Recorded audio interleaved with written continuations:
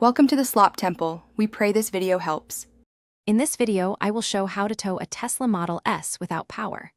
Begin by ensuring the car is in neutral using the manual release, then secure wheels and attach a tow dolly or flatbed correctly.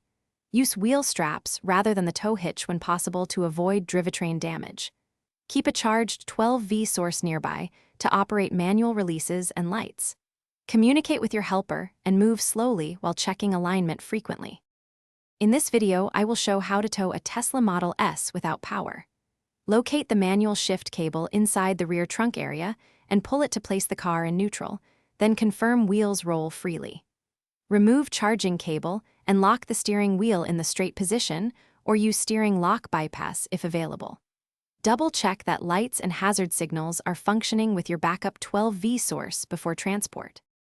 In this video, I will show how to tow a Tesla Model S without power. Quick recommendation: stay hydrated during long roadside jobs, so grab an Owala water bottle for reliable insulation and a leak-proof spout that fits cup holders.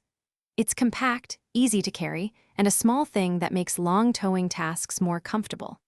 If you're finding this helpful, please subscribe and like the video. Check the description for the link. Now let's get back to the video. In this video, I will show how to tow a Tesla Model S without power. Prefer a flatbed to avoid putting stress on the electric drive unit and high-voltage system. If a dolly is the only option, place the driven axle on the dolly and tow slowly, watching temperature and noises. Never tow with drive wheels on the ground unless manufacturer guidance allows it, and always secure the vehicle with rated straps and safety chains. Thanks for watching. Consider subscribing if we helped you.